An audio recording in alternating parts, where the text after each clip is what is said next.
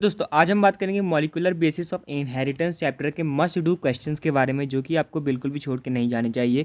Most important दोस्तों ये chapter है, बहुत ही स्कोरिंग आपके लिए हो सकता है। पहला क्वेश्चन है unequivocal proof that DNA is the genetic material was first proposed by. तो दोस्तों अनइक्विवोकल प्रूफ यानी कि फाइनल प्रूफ जो है वो Alfred Hershey and Martha chase ने दोस्तों दिया था, जब उन्होंने बैक्टीरियोफेजेस के ऊपर एक्सपेरिमेंट किए थे रेडियो एक्टिव फास्फोरस और रेडियो एक्टिव सल्फर के साथ। तो दोस्तों what is the role of RNA polymerase 3 in the process of transcription in eukaryotes. तो दोस्तों ट्रांसक्रिप्शन में आरएनए पॉलीमरेज का जो 3 का जो रोल होता है वो होता है आपका transcription of tRNA, 5s RNA and snRNA. और ये दोस्तों जो 28s, 18s और 5.8s जो है ये आपका आरएनए पॉलीमरेज 1 का काम होता है। एमआरएनए का प्रकर्सर यानी कि एचएनआरएनए को कौन करता है ट्रांसक्रिप्ट, तो वो आपका आरएनए पॉलीमरेज 2 करता है। तो ये आपको दोस्तों ध्यान में रखना है, हर साल इससे लगभग क्वेश्चंस आ रहे हैं। अगला क्वेश्चन है express the sequence tags ESTs refer to. तो दोस्तों जिन जीन्स को हम आरएनए में एक्सप्रेस कर लेते हैं उनको हम EST कहते हैं। तो ए ऑप्शन आपका करेक्ट हो जाएगा। आगे बढ़ते हैं, लिस्ट 1 को लिस्ट 2 से मैच करना है। तो दोस्तों जीन ए जो है वो किसको करती है, तो वो ए का आपका 2 हो जाएगा। ट्रांस एसिटाइलेज को वो कोड करती है। जीन वाई दोस्तों परमिएज को, तो बी का 3 हो जाएगा। जीन आई दोस्तों रिप्रेसर प्रोटीन को, तो सी का 4 हो जाएगा। और जीन जेड तो आप जानते हैं बीटा गैलेक्टोसाइडेज को, तो ए का 2 हो जाएगा और बी का 3 हो जाएगा। तो आपका ये बी ऑप्शन करेक्ट हो जाएगा।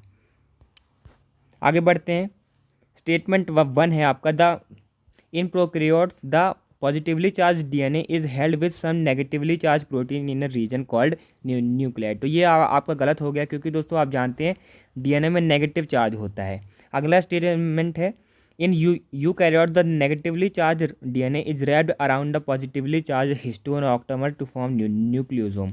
तो ये दोस्तों आपका सही स्टेटमेंट है कि जो न्यूक्लियोसोम है वो यूकैरियोट्स में बनता है, और इसमें नेगेटिवली चार्ज डीएनए जो है उनको हम पॉजिटिवली चार्ज हिस्टोन ओक्टामर्स जो होते हैं उनसे रैप कर देते हैं। तो 1 is false but 2 is true. तो आपका ये डी ऑप्शन करेक्ट हो जाएगा।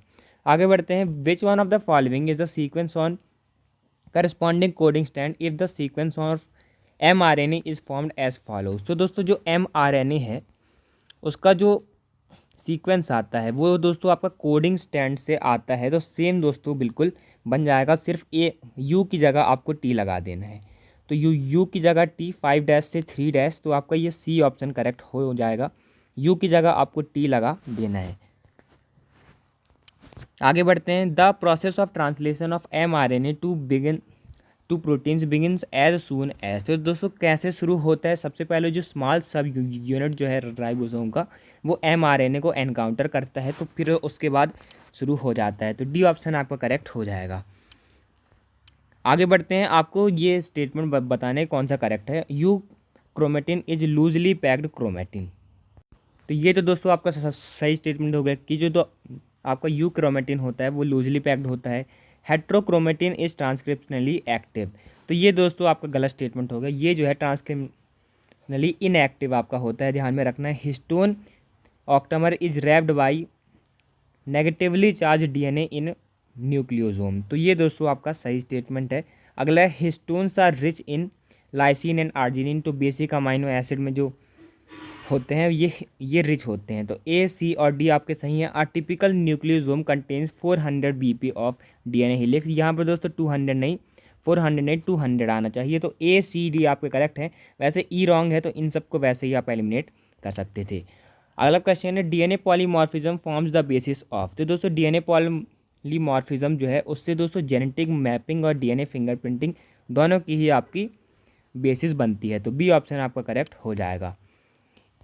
If the length of a DNA molecule is 1.1 metre what will be the approximate number of base pairs. तो दोस्तों आप जानते हैं कि जो 2.2 मीटर होता है हमारे में वो हमारे 6.6 इंटू 10⁻⁹ बेस पेयर को रिप्रेजेंट करता है। तो इसको जब आप हाफ करेंगे 1.1 तो वो कितना हो जाएगा 3.3 इंटू 10⁻⁹ हो जाएगा। तो ये आपका डी ऑप्शन करेक्ट हो जाएगा।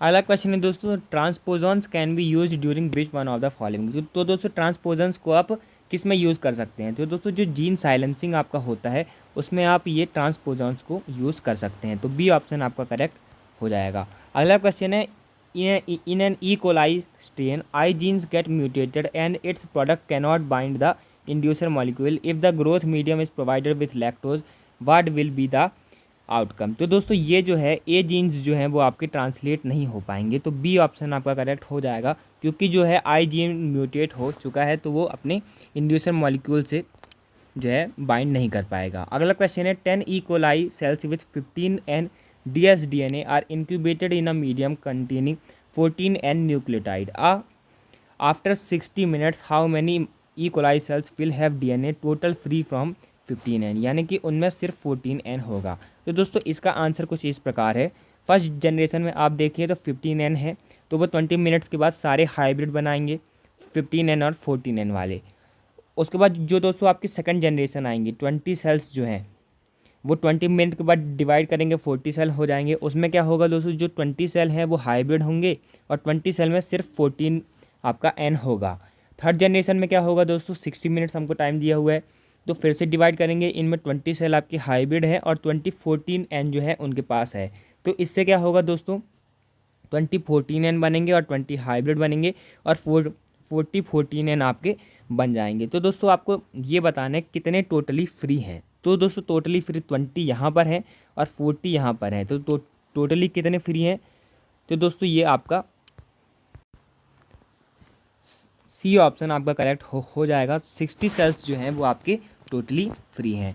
आगे बढ़ते हैं, आपको अब फिर से मैच करना है। तो दोस्तों बैक्टीरियोफेज लैम्डा, बैक्टीरियोफेज 5 × 174, ये आपको ध्यान में रखना है। इसके पास होते हैं 5386 न्यूक्लियोटाइड्स, तो आपका ए का तो सेकंड हो जाएगा। बैक्टीरियोफेज लैम्डा, तो दोस्तों जो बैक्टीरियोफेज लैम्डा जो होते हैं वो उनमें होता है 48,502 BP, तो बी का आपका 1 हो जाएगा। ई कोलाई में दोस्तों आपको ध्यान में रखना है 4.6 × 10⁻6 बेस पेयर्स होते हैं और हैप्लॉइड कंटेंट यानी कि 6.6 × 10⁻9 को जब आप 2 से डिवाइड कर देंगे तो डी का आपका 3 आ जाएगा। तो ए का 2 है और बी का 1 है, तो एक ए का 2 बी का 1 आपका सिर्फ डी में है, तो आपका ये क्वेश्चन डी ऑप्शन के साथ सही हो जाएगा। अगला क्वेश्चन है, against the codon 5UAC3- what would be the sequence of anti codon. तो दोस्तों आपको एंटी कोडॉन चाहिए तो आप सिर्फ इसको कॉम्प्लीमेंट्री आप लिख दीजिए। तो दोस्तों यू का क्या होगा, ए होगा, ए का क्या होगा दोस्तों, यू होगा क्योंकि हमको आरएनए में बताना है, और सी का दोस्तों क्या होगा, जी होगा। तो AUG आपका ये बी ऑप्शन करेक्ट हो जाएगा। मिथायोनिन का दोस्तों ये कोडॉन है, स्टार्टर कोडॉन है। अगला क्वेश्चन है दोस्तों, DNA fingerprinting involves identifying differences in some specific regions in DNA sequence called as. तो दोस्तों कुछ स्पेसिफिक रीजन्स होते हैं उनको हम कहते हैं रेपिटेटिव DNA, तो उनमें कुछ ये जो है कुछ डिफरेंस हम देखते हैं, फिर उसके बाद हम ऐसे सीक्वेंस को आइडेंटिफाई करते हैं DNA फिंगरप्रिंटिंग में, तो डी ऑप्शन आपका करेक्ट हो जाएगा। अगला क्वेश्चन है, आइडेंटिफाई द करेक्ट स्टेटमेंट।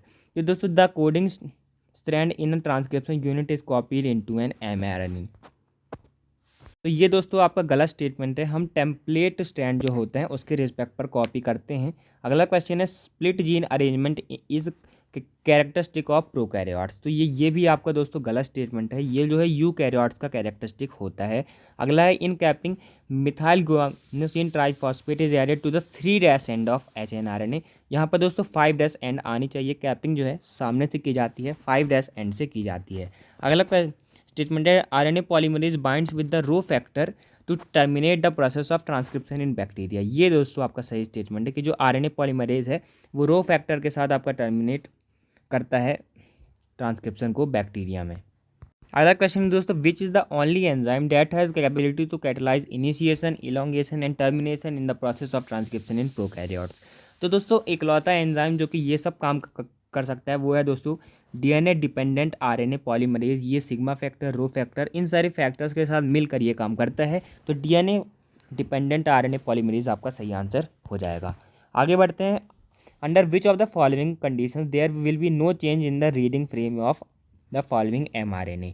तो दोस्तों अगर आप 3 जगह से निकाल देंगे GGU, अगर आप बेस को 7th 8th और 9th 3 जगह से निकाल देंगे तो कोई भी आपका रीडिंग फ्रेम में चेंज नहीं आएगा, तो ए ऑप्शन आपका करेक्ट हो जाएगा।